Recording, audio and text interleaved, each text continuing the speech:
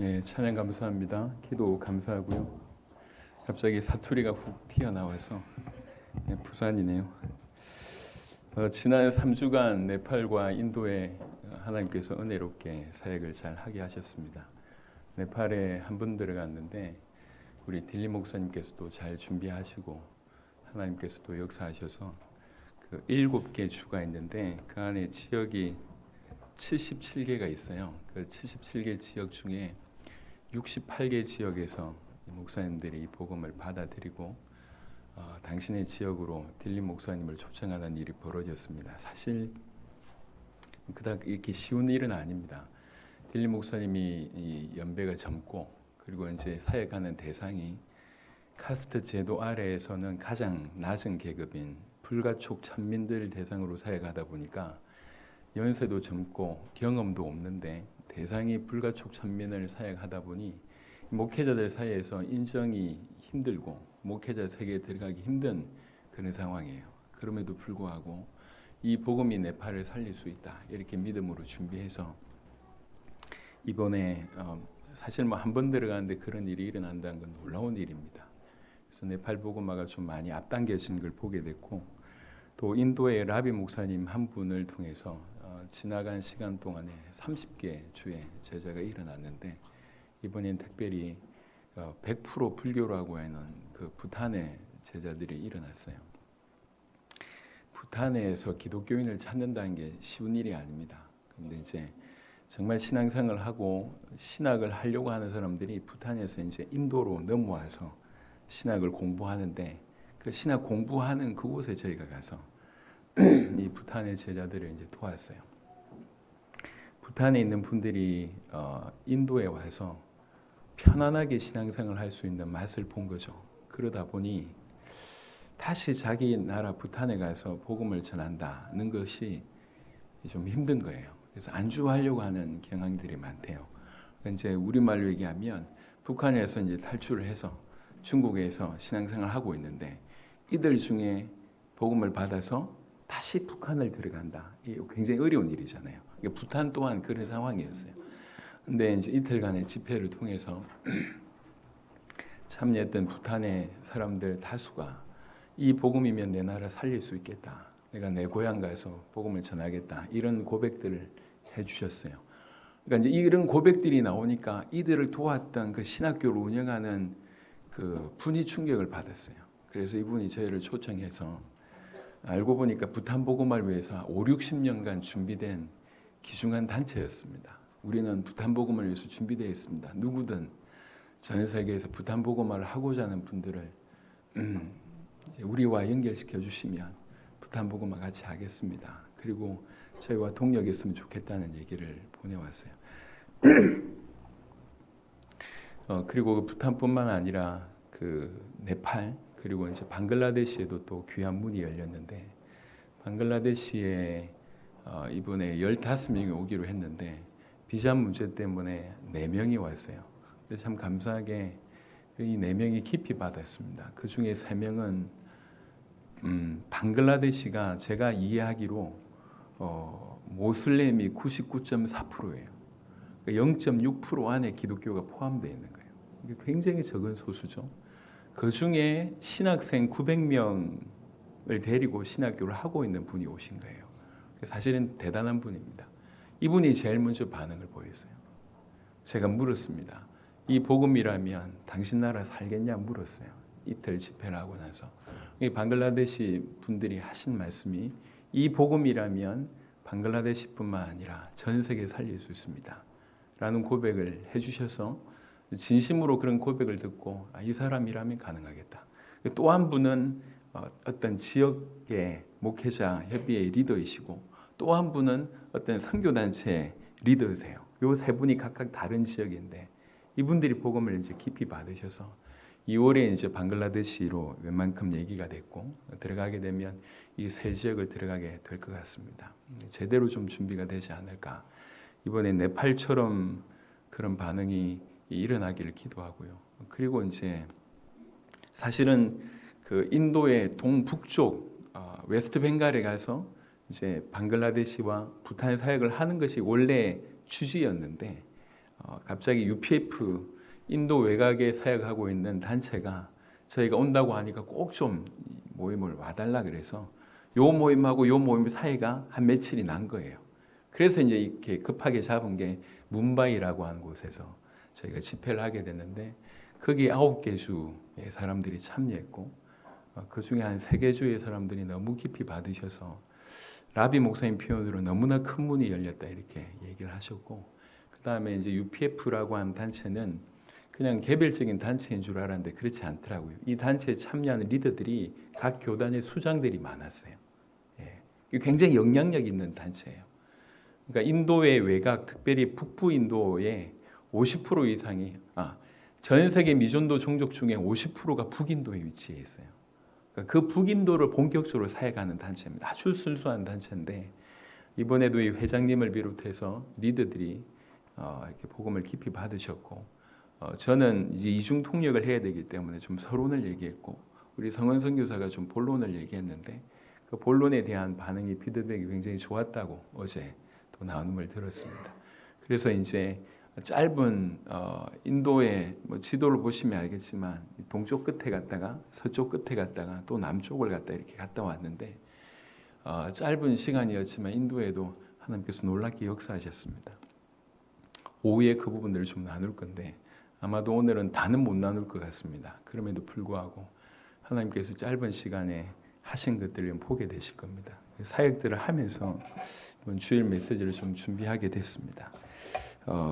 더 마음에 좀 부딪혀오는 부분이라 오늘 예레미야 1장을 통해 가지고 예레미야라고 하는 개인과 예레미야 서로 통해서 우리에게 주신 메시지가 뭔지 우리에게 이미 허락된 것이 얼마나 큰 것인지 좀 발견하는 시간이 되었으면 좋겠습니다. 예레미야 1장 4절부터 10절의 본문인데요. 이 본문을 읽어 나가기 전에 배경을 잠시 좀 설명을 드리겠습니다. 이거는 예수님 오시기 전에 600 몇십 년 전의 얘기예요. 이제 이스라엘이 둘로 갈라지잖아요. 북이스라엘과 남유다가 있는데 북이스라엘은 이미 아수르에 망했어요. 그리고 남유다가 남아 있는데 남유다가 멸망하기 전 한 40년 전부터 하나님께서 예레미야를 부르셨어요. 그래서 예레미야가 40년 동안 그리고 이 남유다가 망한 이후에도 몇 년 동안 더 예언을 하십니다. 그래서 40년 이상을 사역을 하는데 그때의 분위기는 아수르 패망 이후에 그리고 나서 이제 페르시아가 이제 일어나게 되죠. 페르시아가 일어나게 되고 이때는 어떤 때냐면 페르시아 이후에 이제 페르시아가 무너지면서 이제 바벨론과 애굽이 이제 일어나는 그런 시대입니다. 근데 이제 이 두 나라가 일어나니까 이쪽으로 가야 되나 저쪽으로 가야 되나를 고민하고 있는 두 파워가 워낙 세다 보니까. 근데 하나님께서 뭐라고 얘기하냐면 친바벨론에 대한 얘기를 합니다. 근데 이제 이스라엘이 남은 왕들은 친애굽 정책을 쓰게 되는 굉장히 좀 혼란스러운 그 시대예요. 정치적으로는 그렇고요. 민족으로 볼 때는 민족의 상황을 볼 때는 정말로 철저하게 하나님 반대편에 서 있던 때입니다. 이스라엘 전 역사에서 가장 악하다고 하는 왕들이 몇십 년 전부터 이제 활동을 해왔고 예레미야가 등장할 때는 누가 왕이었냐면 요시야라고 하는 사람이 왕이었어요. 이 사람은 이스라엘의 역사 안에서 그리고 참 하나님을 제대로 믿는 몇 명의 왕 중에 한 명이에요. 요시야는 참 하나님의 사람입니다. 8살 때 왕이 됐어요. 근데 이 마음에 하나님께서 계속 은혜를 주신 것 같아요. 그러니까 20살 때 이미 놀라운 개혁을 시작합니다. 약관의 나이에 예루살렘과 유다를 정결하게 하고 특별히 바알과 아세라라고 하는 이 우상들이 판을 치고 있기 때문에 그 우상을 제거하는 상징적인 행동을 하게 됩니다. 그리고 이게 계속 그 믿음으로 가요. 그러다가 요시야라고 하는 왕이 26살 때 성전을 보수하게 되죠. 성전이 완전히 거의 처참하게 이제 짓밟혀 있는 그 상태였기 때문에 성전을 보수하게 되고 공사하는 중에 율법책을 발견하게 됩니다. 그러니까 거기서 율법책이 발견됐다는 얘기는 그 사이에 사라졌다는 얘기거든요. 중요한 하나님의 말씀이 잃어버렸던 그 시대입니다. 그때 율법책을 발견하게 되고 율법책을 읽게 됩니다. 전 민족이 그 율법책을 통해서 놀라운 회개가 이제 일어났죠. 놀라운 회개가 일어났고 그리고 나서 이전에 없었던 유월절을 다시 회복하는 일이 벌어졌습니다. 요 무렵에 이제 예레미야가 등장합니다.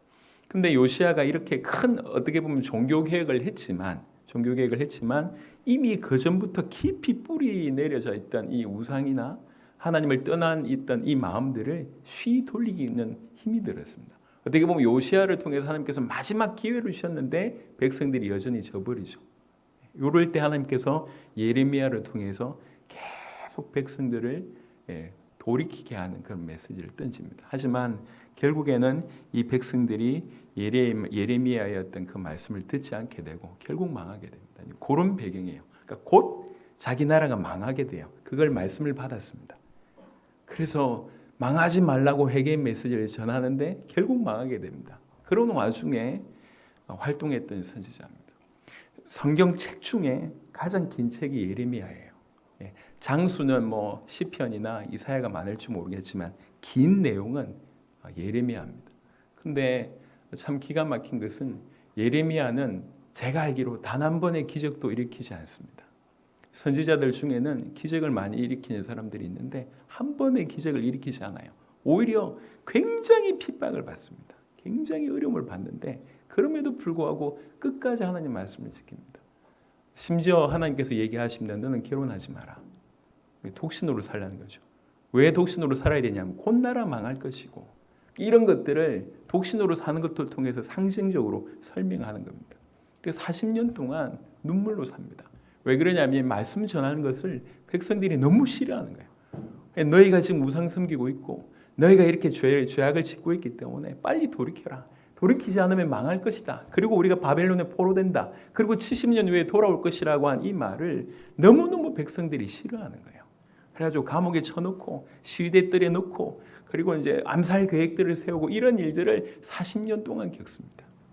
그럼에도 불구하고 멈추지 않고 계속 복음을 전했던 인물이 예레미야입니다. 그 예레미야의 부르심이 1장 4절부터 등장합니다. 예레미야 1장 4절부터 보겠습니다. 여호와의 말씀이 내게 임하니라 이르시되 내가 너를 모태에 짓기 전에 너를 알았고 네가 배에서 나오기 전에 너를 성별하였고 너를 여러 나라의 선지자로 세웠노라 하시기로 이렇게 말씀으로 임합니다. 말씀으로 임하니까 6절에 내가 이르되 슬프도소이다 주 여호와여 보소서 나는 아이라 말할 줄을 알지 못하나이다 이렇게 얘기합니다. 실제 신학자들의 의견이 분분하지만 이때 부름받은 예레미야의 나이를 14세에서 20세 정도로 봅니다. 조금 보수적인 분들은 14세 때 부르심을 받았다고 얘기하고 조금 그나마 조금 이렇게 융통성을 발휘한 분들은 18세에서 20세라고 얘기합니다. 그러니까 14세에서 20세 사이에 부름을 받은 거예요. 기가 막히죠. 이런 나이에 부름을 받았으니까 실제로 아이가 맞아요. 그뿐만 아니라 연수할 뿐만 아니라 경험 없고 근데 이제 조금 이따 보시면 알겠지만 너무 큰 메시지를 주시는 거예요. 그러니까 이제 나는 아이다. 말 못한다. 이렇게 얘기할 때 7절에 여호와께서 내게 이르시되 너는 아이라 말하지 말고 책망하십니다. 너는 아이다 라고 얘기하지 마라. 내가 너를 누구에게 보내든지 너는 가며 내가 너에게 무엇을 명령하든지 너는 말할지니라. 딱 얘기합니다. 내가 너에게 말한 것 그대로 얘기해라. 누구에게 보내든지 너는 가라. 너는 그들 때문에 두려워하지 말라.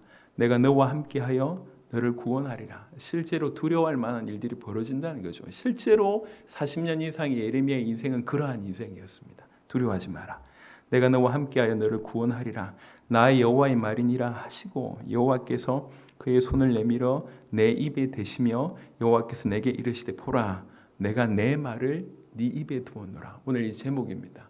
내 말을 네 입에 두었노라. 그러면서 이 말이 어느 정도의 말이냐면 10절에 보라 내가 오늘 너를 여러 나라와 여러 왕국 위에 세워 그것들을 뽑고 파괴하며 파멸하고 넘어뜨리며 건설하고 심게 하였느니라 하시니라. 이 말씀을 통해서 여러 왕국들과 여러 나라들을 뽑고 파괴하고 파멸하고 넘어뜨리고 완전히 파멸시키고 또 한편으로는 건설하고 심게 한다.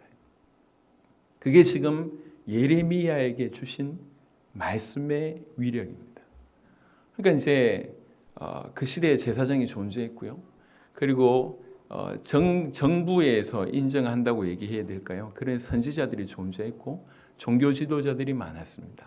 자리 잡고 있는 위정자들이 많았고 위치를 점하고 있는 분들이 많았습니다. 이런데 저기 한쪽 구석에 인정받지 못하는 20살이 안 돼 있는 청년을 불러가지고 하는 얘기가 열방에 관한 얘기를 하는 거예요. 예.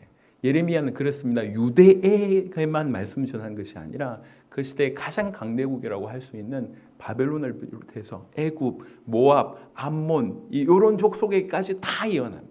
이 젊은 청년을 불러서 내가 네 입에 말을 뒀는데 그 입을 통해서 열방에 대해서 메시지를 전합니다. 그러니까 너무 큰 얘기를, 너무 어마어마한 얘기를 이 나이 어린 예레미야에게 갑자기 임해서 주시는 거예요. 그러니까 예레미야가 이 감당을 못하는 거죠. 왜 이러십니까, 주님? 주님 저를 보세요. 저는 아이입니다. 경험 없습니다. 나이 어립니다. 위치가 없습니다. 배경이 없습니다. 그런데 우리 주님 뭐라고 얘기하냐면 넌 아이라고 말하지 마라. 그러면서 이 얘기를 주는 거예요. 그러니까 이 존재 자체, 환경 자체, 상황 자체는 사실 이 엄청난 큰 것을 이 아이에게 줄 수가 없어요. 줄 수가 없는 상황이에요. 근데 지금 그런 상황입니다. 예레미야 1장의 본문은 그런 배경 가운데 쓰여집니다. 결국 예레미야는 이 말씀을 받아들이기 시작을 하는 거죠. 그리고 이 말씀을 지켜나가는데 정말 말도 안 되는 일이 벌어집니다. 나중에는 예레미야의 성경을 쭉 보시면 알겠지만은 예레미야는 많은 걸 목도하게 됩니다. 마지막 왕인 유다의 남유다 왕인 이제 시드기야가 잡혀갈 때에 자기 보는 눈앞에서 자녀들을 싹 다 죽여버립니다. 바벨론. 그리고 이 사람 눈을 뽑아요.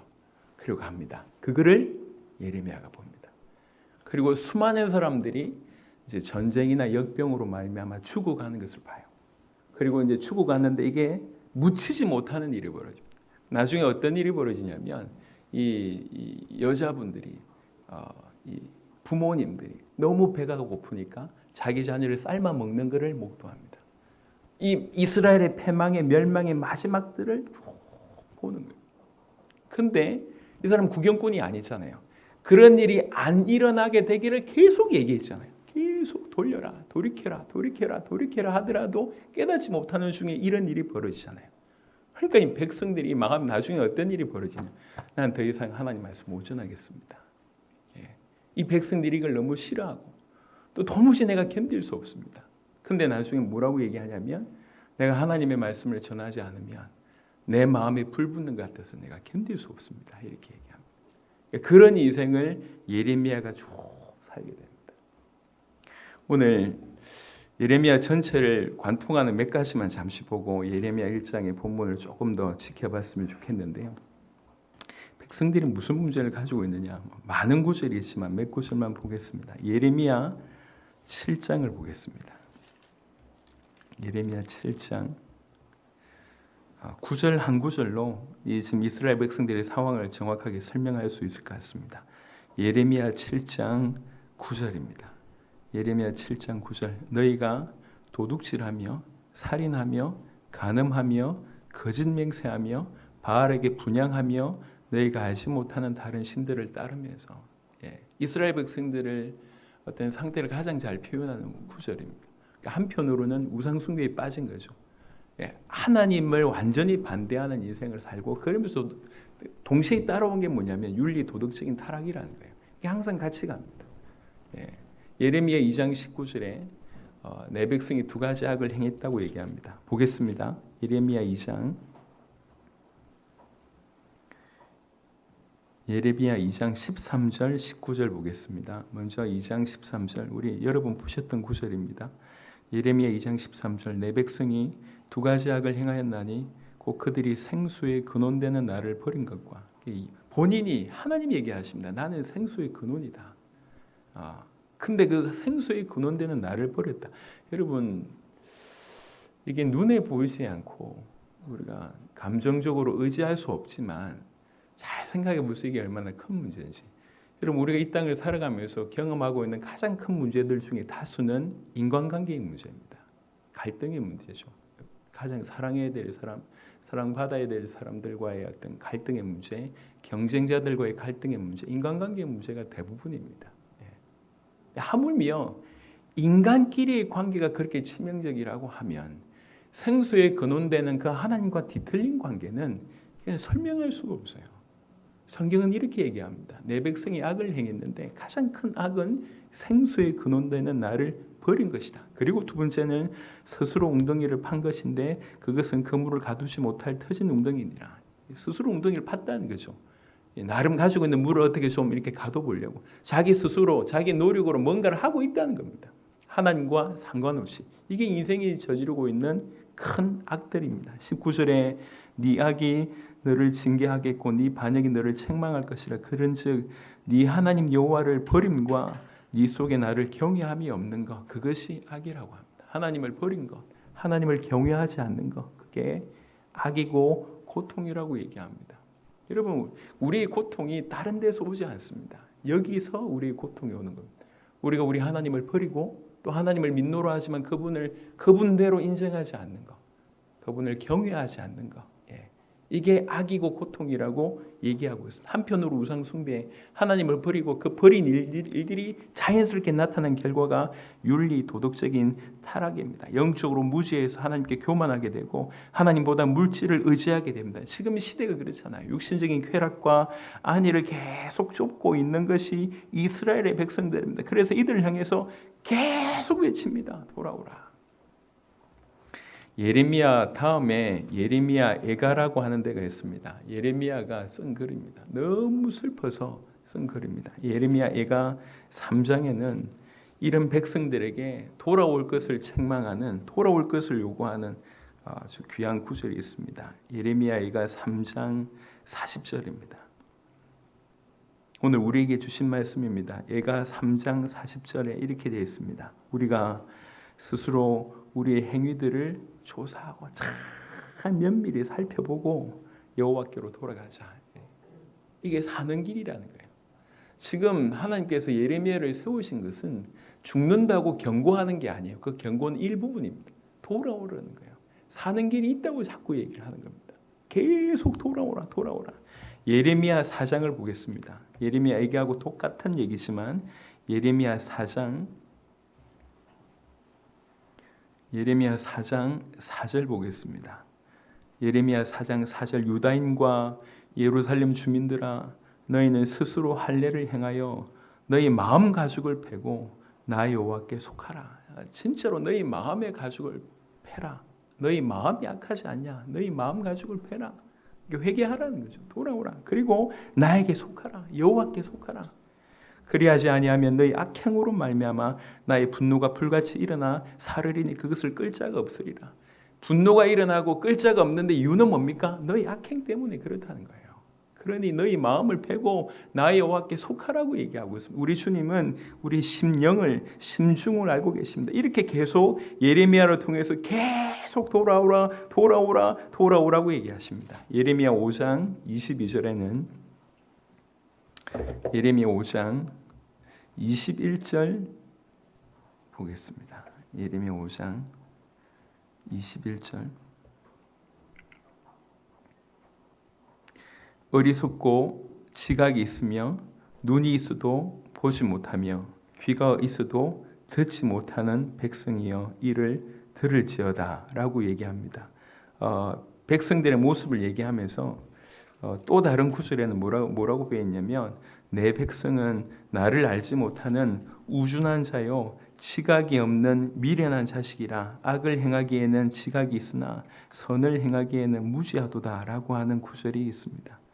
그러니까 선을 행하는 데는 무지하고 악을 행하는 데는 지각이 있다. 계속 돌아오라고 하더라도 그 말을 알아듣지 못하는 거예요. 그게 이스라엘 백성들의 모습입니다. 그러니까 이제 이 이스라엘 백성들을 향해서 계속 돌아오라고 하는 주님의 마음을 가지고 이제 살았던 것이 예레미야의 인생입니다. 예레미야 전체를 다 설명하기는 그렇기 때문에 예레미야 1장에 다시 돌아가겠습니다. 오늘 이 본문을 통해서 몇 가지를 여러분하고 나누기를 원합니다. 배경을 잠시 말씀드렸고요. 4절 보면 여호와의 말씀이 내게 임하니라 이렇게 되어 있습니다. 여러분 하나님이 우리에게 임하실 때 가장 정확한 것은 말씀으로 임하십니다. 뭔가 신비한 어떤 형상을 통해서 특별한 경우에 그렇게 오실 수 있지만 우리 주님이 여전히 임재하는 가장 최고의 방식, 가장 오늘날 살아가는 우리에게 가장 정확한 보통의 방식은 말씀입니다. 그러니까 말씀으로 임하십니다. 그러니까 말씀이 우리에게 다가오는 거, 말씀이 부딪히는 거, 말씀이 깨달아지는 거, 말씀 앞에 내가 서게 되는 거, 말씀 앞에 내가 복종하게 되는 거, 이게 하나님 임재의 가장 탁월한 방식입니다. 내 머리가 쭈삣쭈삣해지고 뭔가 나에게 다가오는 것 같고 그런 수준이 아니에요. 하나님은 지금도 말씀으로 임하십니다. 그래서 여러분 중에 누군가라도 말씀이 여러분에게 끊어졌다고 하면 그게 가장 큰 위기입니다. 말씀이 여러분에게 다가오지 않는다고 하는 것은 굉장한 위험입니다. 그래서 사모하시길 바라고, 또 반대로 삶의 대단한 변화나 능력이 나타나지 않는데도 말씀이 다가온다. 여러분 하나님께서 역사하고 계시다는 귀중한 사인입니다. 지금도 우리 주님은 말씀으로 임하십니다. 그래서 우리가 발부둥 칠 때 하나님 말씀이 다가오지 않는다라고 얘기할 때 최고의 발부둥을 쳐야 돼요. 예배 행위를 많이 하는 것이 중요한 게 아니에요. 그분이 나에게 임하셔야 됩니다. 그분이 나에게 말씀으로 임하셔야 됩니다. 설교자가 말을 잘할 수 있고 잘하지 못할 수 있습니다. 여러분이 기호에 맞을 수 있고 그렇지 않을 수 있습니다. 상관없이 하나님 말씀이 여러분에게 다가와야 돼요. 하나님 말씀이 여러분에게 임해야 됩니다. 그것이 생명과도 같은 것입니다. 그때나 지금이나 우리 주님은 말씀으로 임하십니다. 꼭 이 부분을 먼저 서론으로 기억하시길 바랍니다. 5절에 내가 너를 모태에 짓기 전에 너를 알았고 네가 배에서 나오기 전에 너를 성별하였고 너를 여러 나라의 선지자로 세워놓으라, 이렇게 얘기합니다. 그리고 나서 예레미야 얘기는 진행됩니다. 그런데 이 부르심이 예레미야만의 부르심이냐? 물론 오늘 이 본문은 예레미야의 부르심입니다. 하지만 우리 또한 이런 부르심이 있었냐라고 얘기할 때 우리는 예스라고 할 줄 알아야 됩니다. 에베소 1장을 보겠습니다. 신약 성경 에베소 1장에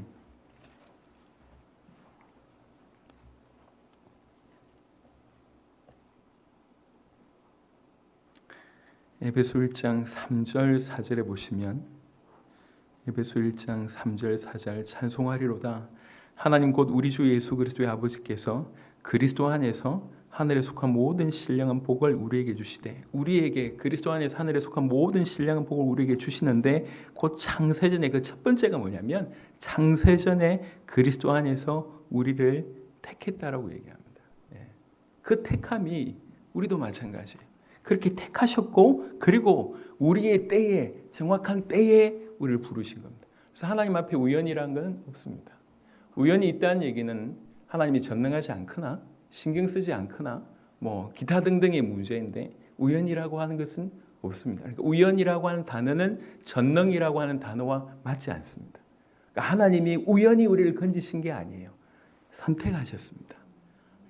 택정하셨고 그리고 하나님의 때에 우리를 부르신 거예요. 이게 너무나 정확하게 준비되어 있다고 우리를 부르셨습니다. 그러니까 그 자격을 가지고 있기 때문에 부르셨다 이렇게 얘기하지 않으셨습니다. 예레미야도 이미 태어나기 전에 어미 뱃속에 있을 때 이렇게 표현하지 않습니까? 무슨 능력이 있고 무슨 자격이 있고 무슨 성향이 있는지 전혀 나타나지 않았습니다. 일방적인 은혜입니다. 그러니까 우리를 택하심은 일방적인 은혜예요. 우리가 좀 괜찮기 때문에, 그냥 비교적 착하게 살았기 때문에 우리를 선택했고 악하게 살았기 때문에 안 선택했다, 그런 개념이 아니에요. 그러니까 우리의 어떠함과 주님의 부르심은 관계가 없습니다. 우리가 이 땅에서 어떻게 살았다 중요하지 않습니다. 우리를 부르셨다는 거예요. 예레미야를 부르셨던 것처럼 우리 또한 그렇게 불렀어요. 우리가 어떠함, 우리의 어떤 좀 잘남 때문에 우리를 부르신 게 아니라 부르셨어요. 이미 선택하셨습니다. 그것이 예레미야의 말씀을 통해서 우리에게 주신 말씀입니다. 이 부분을 또 여러분에게 좀 잠시 말씀드리고, 사실 아직 본론의 얘기는 아닙니다. 본론은 내 입의 말을, 내가 내 말을 입에 두었다, 이것이 포커스입니다. 그 다루기 전에 본론을 잠시 언급할 부분들을 얘기를 좀 하기 위해서 말씀을 드리고요. 그리고 8절에 보면 이것도 하나 더 잠시 넘어가야 될 부분입니다. 8절에 너는 그들 때문에 두려워하지 말라. 내가 너와 함께하여 너를 구원하리라. 여러분 오늘날의 시대는 경쟁의 시대고 그러다 보니까 두려움에 빠지는 시대입니다. 여러분 두려움의 해결책은요. 두려움의 해결책은 하나님의 임재입니다. 두려움의 해결책은 구원의 약속입니다. 오늘 바로 그 말씀을 하고 있습니다. 두려워하지 말라. 그러면서 왜 두려워하지 않을 수 있냐? 내가 너와 함께하여 너를 구원하리라. 이것이 해결책입니다. 하나님의 임재가 우리를 두려움 가운데서 건져낼 수 있고 그리고 그가 구원한다는 그 약속이 우리를 두려움 가운데서 건져낼 수 있습니다. 그러니까 어떤 두려움이라도 상관없습니다. 어떻게 보면 지금 이 두려움은 가장 큰 두려움입니다. 시간 나시면 예레미야를 읽어보세요. 굉장히 좀 복잡하고 많이 어렵지만 예레미야가 어떤 고난을 당하는지는 조금 볼 수가 있습니다. 가는 곳마다 반대를 당하고 어떤 선지자하고 대결하는 장면이 나오지 않습니까? 그 선지자가 이 뺨을 때립니다. 언제 나에게 임했던 성령이 너한테 가냐? 우리는 하나님 백성인데 망하지 않는다. 근데 이제 그 뺨을 맞고 예레미야가 얘기를 합니다. 네가 그 회복되는 날, 이 말씀이 성취되는 날, 너는 더 이상 이 땅에 살지 못하게 될 것이다. 말씀이 임하고 나서 그 뺨 때린 그 선지자는 죽게 됩니다. 그러니까 모든 선지자들, 위정자들, 모든 사람들한테 반대를 받습니다. 계속 포로로 잡혀갈 거다라고 얘기하니까 그냥 그렇게 감옥에 쳐넣어버립니다. 이 떡 한 덩이 가지고 겨우 살 만큼 또 진흙 구덩이에 빠지고 이런 삶을 계속 삽니다. 그게 예레미야의 인생이었습니다. 그럼에도 불구하고 여러분 생각해 보세요. 모든 사람이 이를 반대한다. 제가 그래도 욕을 좀 많이 들어봤잖아요. 제 인생이 좀 욕 듣는 인생이었기 때문에 그래도 한 10만 명 이상은 욕 들어봐야지 욕 들었다 이렇게 얘기하잖아요. 제가 이제 그 정도 욕을 들어본 것 같습니다. 할렐루야. 이 쉬운 일이 아니에요. 가는 사람들마다 이제 약간 비난의 어떤 표정, 그냥 표정을 읽어도 알지 않습니까? 그런 많은 상황에 혼자 살아갈 수 있다 참 쉬운 일이 아닙니다. 요즘 아이들 문제 중에도 가장 힘든 게 왕따 문제라고 하지 않습니까? 사회에서 소외당한다는 거 이거 쉬운 일이 아닙니다. 근데 내가 잘못해서 소외당한 것이 아니라 올바른 복음을 전하는데 이런 일이 벌어지면 더 힘든 일입니다. 예레미야가 겪는 수준은 그런 수준이에요. 그럼에도 불구하고 두려워하지 말 것을 얘기합니다. 두려워하지 않을 수 있는 유일한 근거는 하나님의 임재고 그가 구원하신다는 약속입니다. 어떤 두려움 가운데서도 이런 빠져나오시기를 그리스도 예수 이름으로 축원합니다. 그리고 9절에 오늘 드디어 드리고자 하는 말씀입니다. 보라 내가 내 말을 네 입에 두었노라. 20살이 안 되는 경험이 전혀 일천한 그리고 영향력 있는 위치나 배경 전혀 없는 이 청년에게 청소년이라고 해야 되겠죠. 여기에서 14살에서 20살짜리 저 중간에 있는 저런 애들이잖아. 저런 애들. 오늘은 잘 듣네. 네, 잘. 현이 어디 갔나? 현이 저 있네. 저런 애들이에요. 저런 애들. 뺀질하고. 오늘은 잘 듣습니다. 이런 애들에게 말씀이 맺는데 이런 애들 보고 가서 미국에 대해서 예언해.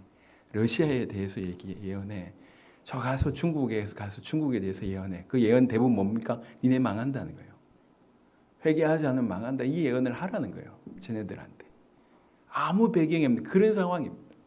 그런 상황에 예레미야가 말씀을 받는 거예요. 기가 막히죠. 근데 뭐라고 얘기하냐면 그 말을 10절에 보니까 여러 나라와 여러 왕국 위에 세워 네가 그것들을 뽑고 파괴하며 파멸하고 넘어뜨리며 건설하고 심게 하였느니라. 실제 이 예레미야 메시지 대부분은 회개를 촉구하고 결국 회개하지 않으면 멸망할 것에 대한 얘기들을 조목조목 나라마다 얘기를 하게 됩니다. 하게 됩니다. 그 어마어마한 그리고 그 모든 말씀이 이루어졌습니다. 역사를 살펴보면 볼수록 이 말씀 그대로가 그 모든 주변 국가까지 싹 다 일어납니다. 이제 막 신흥 막 일어나고 있는 바벨론도 결국 망하게 될 것이라고 예언합니다. 그 예언이 다 이루어집니다. 애굽에 관한, 모압에 관한, 암몬에 관한, 에돔에 관한 모든 예언이 그대로 이루어집니다. 20살짜리 어린아이에게 던져진 이 말이 그냥 가서 말을 했는데 이게 주의 말이라. 이 어린아이의 말이 아니에요. 이 아이가 그동안 여러 가지 준비해서 잘 정리한 그런 말이 아니라 하나님의 말을 이 아이 입에 넣었어요. 그러니까 이 아이가 말했을 뿐이지만 이 말씀은 하나님의 말씀이에요. 그러니까 이 말씀이 여러 나라와 왕국들을 실제로 이런 일들 뽑고 파괴하며 파멸하고 넘어뜨리고 또 반대로 건설하고 심게 합니다. 왜 그렇습니까? 하나님 말씀이기 때문에. 예레미야에게 주어진 말씀은 주로 나라에 관한 예언과 심판과 또 회복에 관한 메시지였습니다. 지금 우리에게 들려준 우리 입에 있는 이 말씀은 나라의 예언들을 넘어서고 시대의 예언들을 넘어서고 전 세계를 살릴 수 있는 하나님의 말씀이 복음이라고 하는 이름으로 우리에게 들어온 것입니다. 저는 사실 너무 놀랍습니다. 그냥 우리가 알고 있는 너무 식상할 수 있는 예수님 얘기를 계속 하는데 그 예수의 복음이 세계를 살리고 있는 걸 봅니다. 참 놀랍다. 이번엔 네팔과 인도뿐만 아니라 부탄과 방글라데시뿐만 아니라 참여했던 우리 스리랑카와 그리고 필리핀의 제자들도 한결같이 얘기합니다. 이 복음이 자기 인생을 변화시켰음을, 그리고 이 복음이 그 지역과 그 나라를 변화시키고 있음을 보게 됩니다. 복음이라고 하는 것은 그러니 어떻게 보면 고린도후서 4장에 그토록 복음을 반대한 것이 아닌가. 제가 세계 교회를 가면서 너무 놀라운 것이 어떻게 이렇게 예수 이름이 땅에 떨어져 있나. 제가 예레미야 5장을 아까 좀 구절을 좀 착각한 것 같은데 제가 적었던 구절하고 좀 아니어서 좀 당황하긴 했지만 내 백성은 나를 알지 못하는 우준한 자요 지각이 없는 미련한 자식이라 악을 행하기에는 지각이 있으나 선을 행하기에는 무지하도다라고 하는 구절이 있습니다. 나중에 한번 찾아보세요. 근데 출발이 뭐냐면 누가 모르는 거냐면 내 백성이 나를 모른다. 이게 출발이에요. 저 밖에 교회 밖에 있는 저 불신자가 나를 모른다는 얘기가 아니에요. 내 백성이 나를 모른다. 내 아이가 아비 된 나를 모른다는 얘기하고 똑같은 얘기예요. 내 백성이 나를 모른다. 이게 출발입니다. 기가 막힌 노릇이에요. 어떻게 예수님이 나를 위해서 죽었다는 얘기가 기초가 될 수 있을까요? 그분이 하나님이신 그분이 인간의 몸을 입고 이 땅에 오셔서 나를 건지기 위해서 대신 죽으셨고 그 죽음으로 말미암아 내가 살았다는 말이 이게 어떻게 기초가 될 수 있습니까? 이거는 전부입니다. 그리고 이 말만이 전 세계를 살릴 수가 있습니다. 이 말만이 전 열방을 살릴 수가 있습니다. 전 열방을 살릴 수 있는 것은 철학이 아니에요. 심리학일 수 없습니다. 치유의 메시지가 전 세계를 살리는 것이 아니라 예수의 복음이 전 세계를 살릴 수가 있습니다. 이번에도 사역을 경험하면서 온몸으로 부딪혀오는 거예요. 지금 나에게 주께서 뭘 주셨는가? 나는 마치 예레미야 같은 철없는 아이에 불과하는데 지금 내 입에 뭘 주셨는가? 내가 지금 전하고 있는 게 도대체 뭔가? 지금 사실은 예레미야하고 좀 비교해 본다 하더라도 예레미야가 지금 선포한 메시지가 죄송합니다. 비교한다고 하면 1이라고 하면 우리에게 주어진 메시지는 1000이며 만입니다. 도대체 어쩌다가 이 복음을 우리에게 주셨는가? 이런 생각을 하게 됩니다. 이게 지금 우리에게 주신 축복입니다. 예레미야 같은 자격 없고 본인이 스스로 볼 때도 자기가 아이라고 얘기하잖아요. 이게 맞습니다. 내가 아이입니다. 할 말도 없고 경험도 없고 배운 것도 없고 배경도 없고 아무것도 없습니다. 그런데 나 같은 아이에게 너무 큰 얘기를 주시는 거예요. 바벨론이 어떻고 유다가 어떻고 예루살렘이 어떻고 에돔이 어떻고 애굽이 어떻고 모압이 어떻고 암몬이 어떻고 자기 주변의 모든 나라에 대한 말씀을 주시는 거예요. 그리고 가서 하라는 거예요. 너 보고. 내가 누구에게든지 가면 넌 가야 되고 뭐라고 말하든지 넌 그대로 하라고 얘기하는 거예요. 감당할 수 없는 그런 말씀이 예레미야에게 다가왔습니다. 그리고 그 감당할 수 없는 그 말씀들을 그 철없는 아이는 감당하기 시작합니다. 생애 동안 단 한 번의 기적도 없고 엘리야와 엘리사 정도 되면 기적이 일으키면서 쫙 얘기하면 떨어올 것 같은데 그렇지 않아요. 철저하게 외롭고 철저하게 힘들고 그리고 전하는 모든 말씀이 어려운 말씀들만 계속 전하는 거예요. 그러니까 사람들이 싫어할 뿐만 아니라 어려워할 수밖에 없죠. 나중에 이런 얘기를 합니다. 예레미야 20장 잠시 보겠습니다. 얼마나 이제 힘들었던지 예레미야 20장 14절에 이렇게 얘기합니다.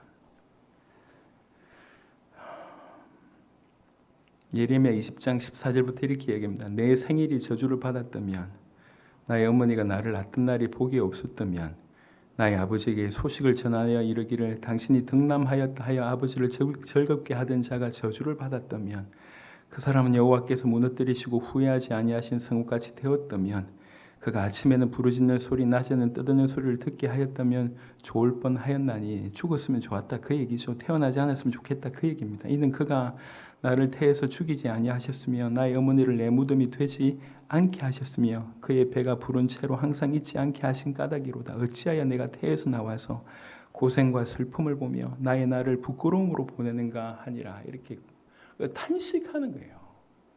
주님 왜 나를 태어나게 하셨습니까? 그리고 왜 이런 삶을 살게 하십니까? 나는 그냥 평범하게 살고 싶은데 주님 잘 섬기면서 적당하게 복 받고 주를 위해서 적당하게 헌신하면 될 건데 왜 굳이 나 같은 놈을 부르셔서 이 일을 하게 하십니까? 그 얘기예요. 이런 막 고통 겪고 있는데 나중에 너무 힘이 들어서 하나님 말씀을 전하지 않겠다고 결단합니다. 7절에 보면 7절에 여호와여 주께서 나를 권유하심으로 내가 그 권유를 받았사오며 주께서 나보다 강하사 이기셨으므로 그래서 내가 조롱거리가 되니 사람마다 종일토록 나를 조롱하나이다. 내가 말할 때마다 외치며 파멸과 멸망을 선포함으로 여호와의 말씀으로 말미암아 내가 종일토록 치욕과 모욕거리가 됨이니이다. 그런데 9절에 내가 다시는 여호와를 선포하지 아니하며 그의 이름으로 말하지 아니하리라 하면 나의 마음이 불붙는 것 같아서 골소에 사무치니 답답하여 견딜 수 없나이다. 예레미야의 중심의 고백입니다. 너무 힘든 거예요. 말씀을 전하는 것이 너무 어려운 거예요. 주로 그 말씀이 회개하지 않으면 파멸당하고 멸망당한다는 얘기니까 너무 어려워요. 그런 상황에도 나중에 이제 결국 지치는 거죠. 그럼에도 불구하고 하나님의 말씀을 전해야지 저들이 살 수 있기 때문에 하나님 말씀을 전하려고 하는 겁니다. 이거를 전하지 않으려고 하면 내 마음에 불 붙는 것 같아서 견딜 수 없다고 얘기합니다. 우리 좀 소망했으면 좋겠습니다. 우리 인생을 살아가면서 이런 은혜가 정말 있었으면 좋겠습니다. 정말 오랫동안 우리는 이제 세상의 어떤 부분에 수많이 본의 아니게 타협하며 살게 됩니다.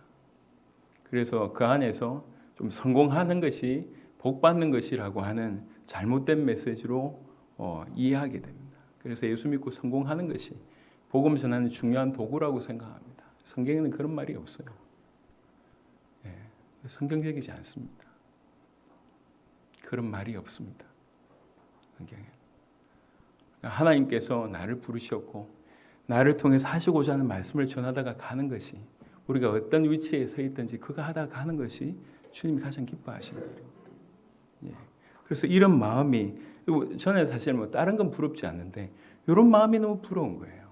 이런 마음이 정말 이 하나님 말씀을 전하지 않으면 내 마음이 불붙는 것 같아서 내가 답답해서 견딜 수 없다. 여러분 그래서요 하나님의 사람이라고 하면 하나님의 뜻대로 살지 않으면 답답하게 되어 있습니다. 하나님하고 틀림없이 본인이 생각할 때도 올바르지 않은데 답답함이 없다. 그 사람은 하나님의 사람 아닙니다. 구원받아야 될 사람이에요. 하나님의 사람은 하나님의 길대로 살지 못하면 답답하게 되어 있어요. 그건 돌이키라는 얘기예요. 올바르지 않다는 얘기입니다. 주님이 원하시는 대로 돌이키라는 얘기예요. 어떠한 여러분들이 하나님의 사람이라고 하면 여러분 마음속에 주께서 역사하십니다. 이게 올바르지 않다고 하는 것을 그런 답답함을 주시는 것은 하나님이십니다. 그렇다고 하면 돌리면 되는 거예요. 그게 올바릅니다. 회일은하고 저는 이번에 사역과 지금까지 행하셨던 그 많은 일들을 경험하면서 계속 생각하게 됩니다. 우리에게 주어진 거 이게 너무 대단한데 이 대단한 것들을 대단치 않게 여기는 이렇게 만드는 사단의 작전이 너무 오래 쏘가왔구나. 제가 자주 얘기하잖아요. 그래도 어떻든 예수님 전해야 된다. 예수님이 하나님의 아들 그리스도라고 하는 걸 전해야 된다. 그런 마음으로 세계복음화해야 된다. 그런 마음으로 계속 뛰어왔습니다. 30년 가까운 세월이 된 것 같습니다. 30년 동안 하나님께서 참 은혜를 많이 주셨어요. 많이 주셨는데 저는 분명코 얘기할 수 있습니다. 30년 전보다 더 갈급합니다. 더. 이걸 뭐라고 설명할 수 있을지 모르겠는데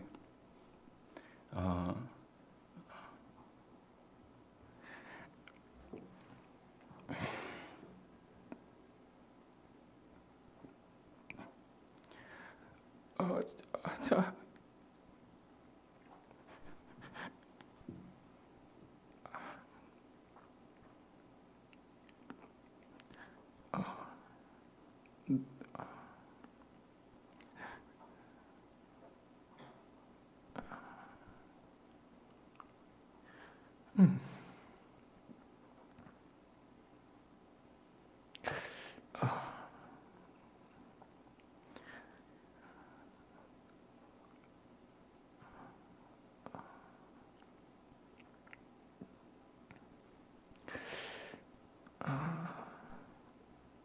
너무 모르겠다는 생각이 드는 겁니다.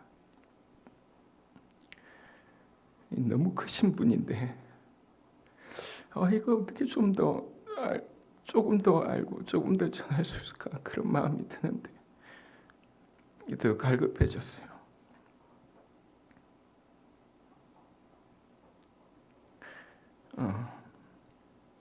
30년 뛰고 내린 결론입니다. 모르겠다.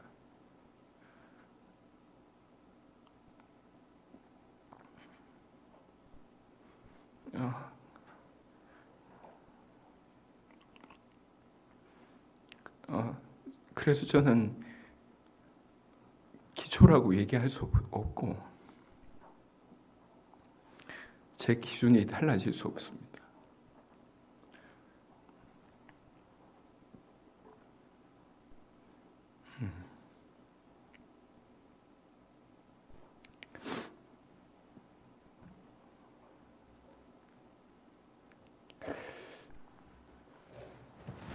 죄송합니다. 예레미야의 메시지는 저에게 주신 메시지라고도 생각합니다. 우리에게도 주신 메시지라고 생각하고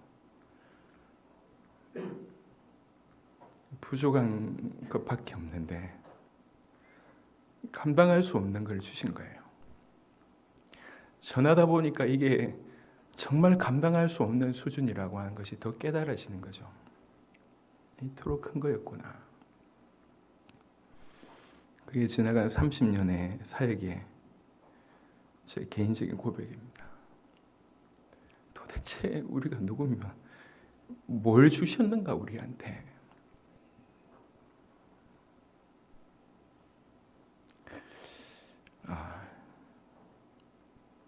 메시지를 전해야 되는데 죄송합니다. 말씀을 마무리하겠습니다. 보라 내가 내 말을 네 입에 두었노라. 이거는 예레미야에게 주셨던 메시지이지만 더욱 우리에게 주신 메시지입니다. 당신의 말을 우리에게 넣으셨고 당신이 우리를 얼마나 사랑하는지 또 우리를 얼마나 아끼시는지 우리를 구원하시기 위해서 무엇을 하시는지 그 모든 진리를 집약하고 집약해서 우리 입에 넣었습니다. 그래서 저는 감히 얘기할 수 있습니다. 이 복음이면 이 땅과 열방을 10,000번이라도 살릴 수 있다. 저는 그렇게 믿습니다. 그래서 그게 너무 커서 제 개인의 연약함, 또 우리 환경의 한계들, 수많은 부족함, 그 개의치 않고 가는 거예요. 준비돼서 가는 게 아니라 복음이 너무 커서 이 복음이 전해지면 전 세계에 살릴 수 있겠다 믿어져서 그렇게 가는 겁니다. 지나간 시간 동안에 우리 교회 우리 성도님들이 잘 이해해주고 또 동의해줘서 우리 여기까지 왔습니다. 예레미야가 이 말씀을 받고 그 자리에 멈췄다고 하면 하나님의 말씀이 막히는 일이 벌어지는 겁니다. 우리는 절대 그럴 수가 없습니다. 주님 오실 그 영광을 바라보고 끝까지 다른 박제를 했으면 좋겠습니다. 보라, 내가 내 말을 네 입에 두었노라.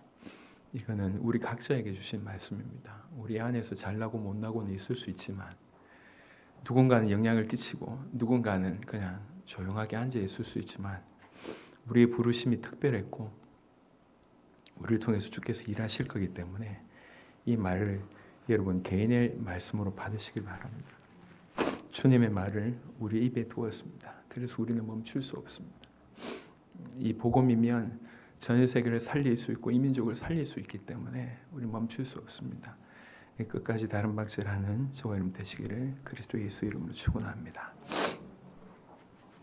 주님 감사합니다. 이 시간에 은혜를 주시고 하나님 말씀을 태어날 수 있도록 선포할 수 있도록 은혜 베푸심을 감사합니다.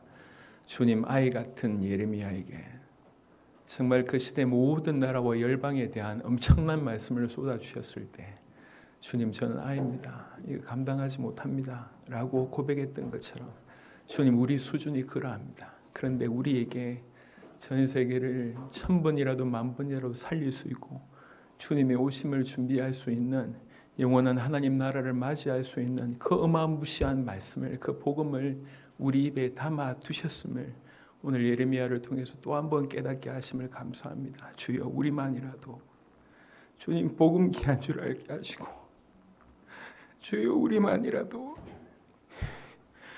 복음에 목숨 걸 수 있도록 주님 역사하시고 우리만이라도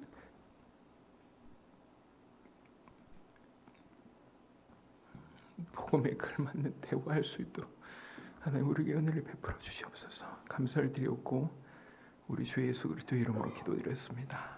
아멘.